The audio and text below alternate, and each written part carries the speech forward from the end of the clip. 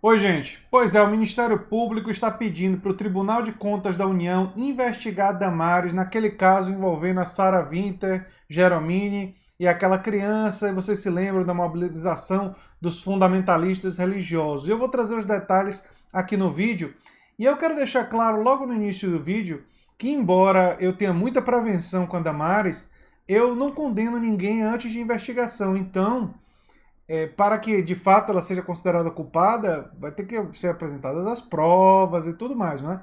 Eu tenho, eu acho que a probabilidade dela ser responsável à primeira vista parece grande, mas vamos aguardar, vai ter defesa, né? Eu defendo isso em relação a todas as pessoas, mesmo aquelas com as quais eu não tenho nenhuma simpatia, como é o caso da Damares, não é? Pois bem, o subprocurador-geral Lucas Rocha Furtado, representando o Ministério Público no Tribunal de Contas, né, representante do Ministério Público no Tribunal de Contas, pediu que o TCU abra uma investigação contra a ministra Damares Alves, dos Direitos Humanos, em razão das denúncias de que ela teria atuado naquele caso da criança, né, que sofreu uma violência, vocês se lembram, e que foi realizar o procedimento no hospital e que fundamentalistas apareceram lá para tentar impedir. A Damares teria participado disso, né? Teria, é o que está sendo alegado. No pedido obtido pela Folha, o procurador aponta que a ministra feriu o princípio constitucional de laicidade do Estado. Aliás, eu já venho falando sobre a importância da laicidade aqui no canal há mais tempo, né?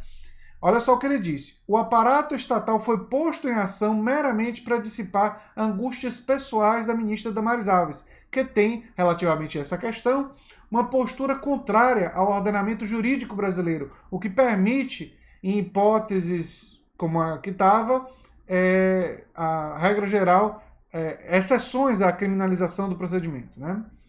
O objetivo é que haja uma discussão, não pode algo de tamanha importância ficar calado diante disso, né? Afirmou Furtado a jornalista Carolina Villanova, da Folha de São Paulo. A questão principal é a separação da religião do Estado, afinal a Constituição defende a laicidade. Defende que o Estado deve ser separado da religião, para que todas sejam praticadas ou eventualmente nenhuma, ou seja, liberdade total em relação à questão religiosa. Completou. A reportagem da Folha apontou que a ministra agiu pessoalmente para tentar impedir o procedimento autorizado pela Justiça. Né, todo aquele caso horroroso que envolve a Sarah Winter Geromini, eu não vou ficar lembrando disso daí. A ministra já rebateu as críticas, né? E ela acusou a Folha de São Paulo, dizendo que a Folha de São Paulo seria mal intencionada. Né? Olha só o que ela disse. Novamente, não seria a primeira vez, né? Segundo ela, a Folha publica mentiras sobre a minha atuação e o trabalho dos nossos técnicos. Entraremos imediatamente com um pedido de resposta. Mais uma vez, faremos o departamento do jurídico do jornal trabalhar. Aí ela soltou uma nota do Ministério da Mulher, eu não vou ler a nota toda, mas a parte mais relevante é que a nota diz o seguinte: a única chamada de vídeo da ministra Damares Alves com pessoas da cidade de São Mateus ocorreu no final dos trabalhos, quando teve uma rápida conversa motivacional com membros do Conselho Tutelar.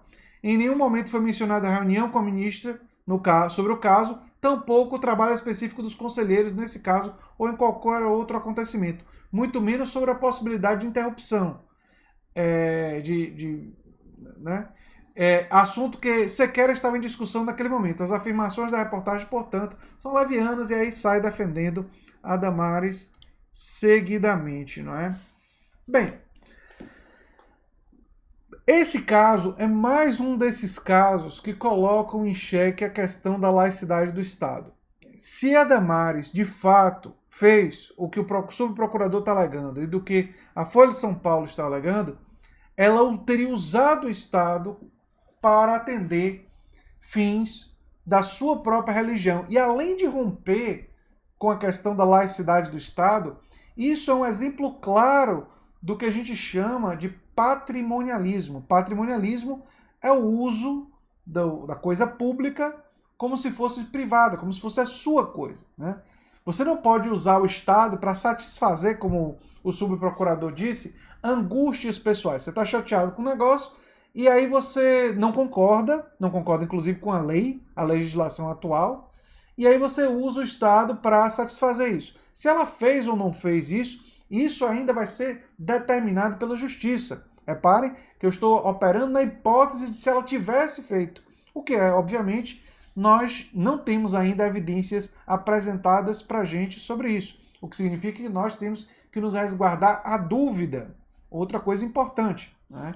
É sempre resguardar a dúvida quando as evidências ainda não foram apresentadas e não são absolutamente convincentes, né? E deixar o processo correr de forma justa, enfim, com direito amplo de defesa e tudo mais. Agora, que a suspeita, baseado em tudo que o Damares fez até hoje e as suas falas públicas, é uma suspeita que merece uma investigação?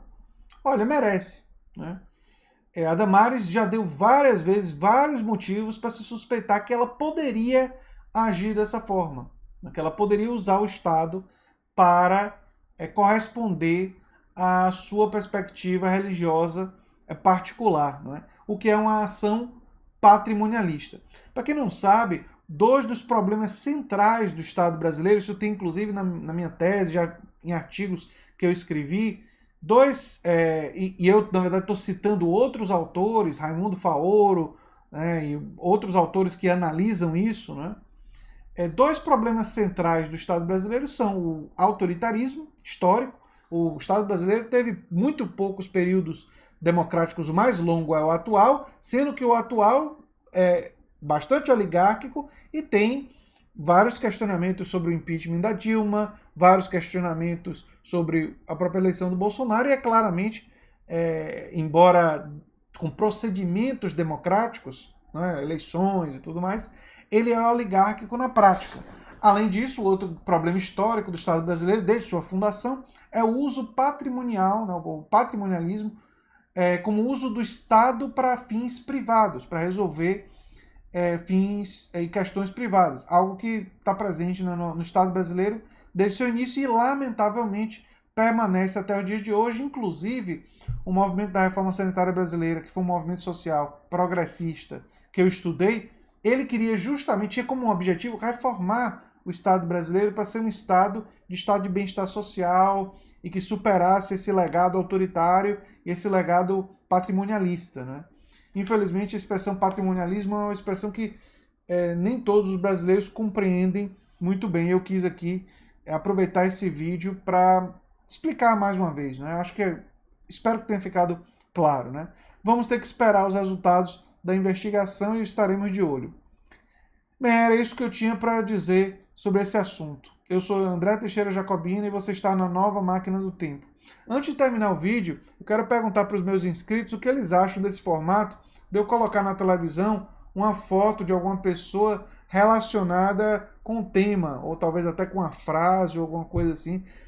Se vocês acham esse formato legal, ou se teriam alguma sugestão de fundo e tal. Eu coloquei ali os livros, tem os livros ali em cima, né? Não sei se dá para ver, mas tem vários livros ali. Inclusive um livro sobre Anísio Teixeira, que é uma figura humana que eu tenho uma admiração muito grande, né? Meu livro também está ali, né? E os livros do George Orwell, aqui um livro do Pierre Bourdieu. Enfim, queria saber de vocês o que vocês acham que a gente podia fazer em termos de cenário, né?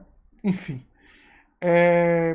Sexta-feira tem live e estou me programando para ver se eu faço uma live também na quarta-feira, viu, gente? Na quarta seria um diálogo com vocês, só para avisar.